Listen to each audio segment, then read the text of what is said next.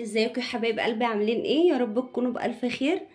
معاكم مطبخ نيرو ان شاء الله. بقى النهارده هعمل معاكم حلويات سريعه كده. جاي لي بقى ضيوف كده وعايزين نعمل حاجه في الانجاز. هبدا اول حاجه كده اعمل الشربات. دول كوبايه وربع من الميه، هحط عليهم كوبايه من السكر. هنزل بقى كده بعصره ليمونه، هحطها بقى كده على النار لمده 10 دقايق لان برضه عايزه الشربات يبقى خفيف مش عايزاه تقيل. هبدأ بقى كده اعمل طواجن ام علي. هكسر كده معايا الملفيه. بطريقة الملفيه دي بتبقى احلى كمان من الاكياس الجاهزة. هكسره هنا كده الاول بالشكل ده عشان برضو ما نبهدلش الرخامة. بسم الله.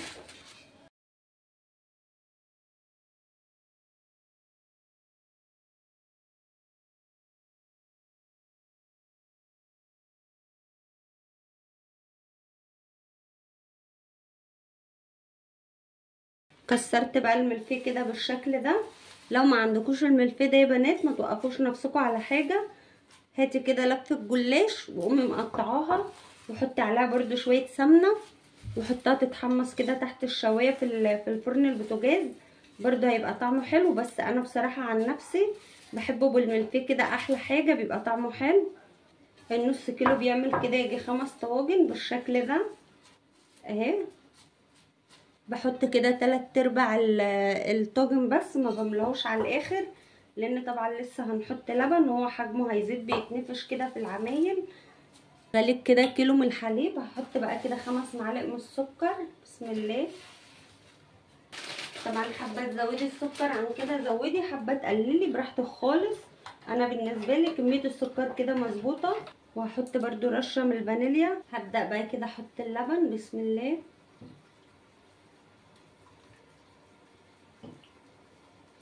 انا غاليه كده كيلو من الحليب، لازم يكون اللبن مغلي، ما ينفعش انه يكون بارد. هبدا بقى كده برضو هحط شويه كده مكسرات عندي دي كده. هحط برضو المكسرات دي زبيب، هحط زبيب وسوداني بالشكل ده. اي مكسرات عندك حطيها. الطاجنين دول انا ما حطيتش فيهم مكسرات لان ولادي مش بيحبوا فيهم مش بيحبوا طعم المكسرات.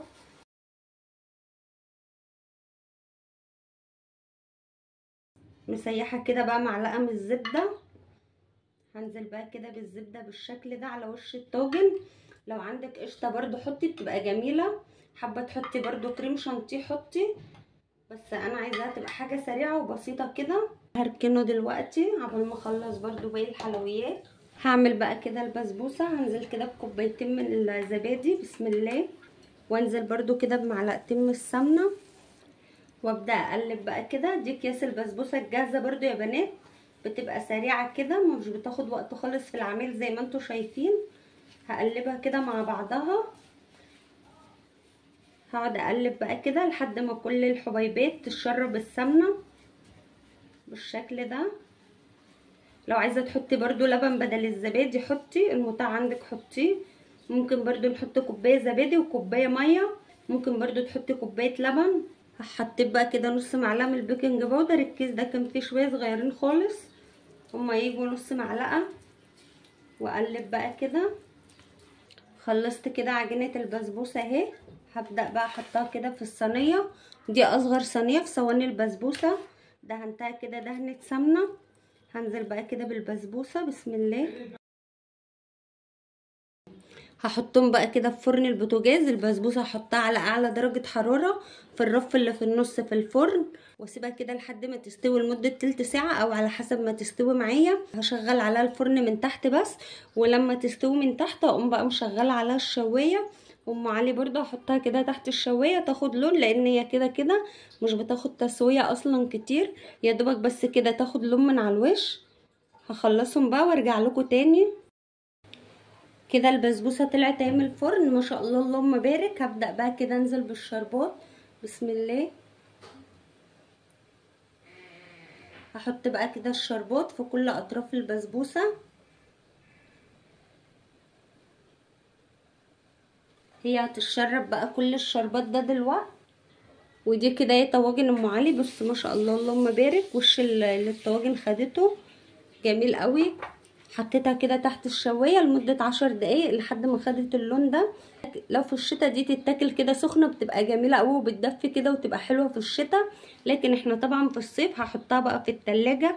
ممكن بقى تحطي عليها كريم شانتيه، ممكن برضو تعملي كده كريم شانتيه تضربيه كده بالمضرب وتحطيه كده عليها. ممكن برضو تحطي عليها شوكولاته، تحطي عليها صوص كراميل، اي صوص عندك هتبقى جميله قوي. ممكن تاكلها زي ما هي كده برضو هتبقى تحفه. حلويات كده سريعه ما خدتش معايا كده نص ساعه على بعضها بالتسويه بكله. ونعملها كده لو جايلك ضيف كده فجأة او عايزه تعملي حلويات سريعه لولادك. ممكن تعملي البسبوسه لوحدها وام علي لوحدها، بس انا حبيت اعمل الاتنين مع بعض.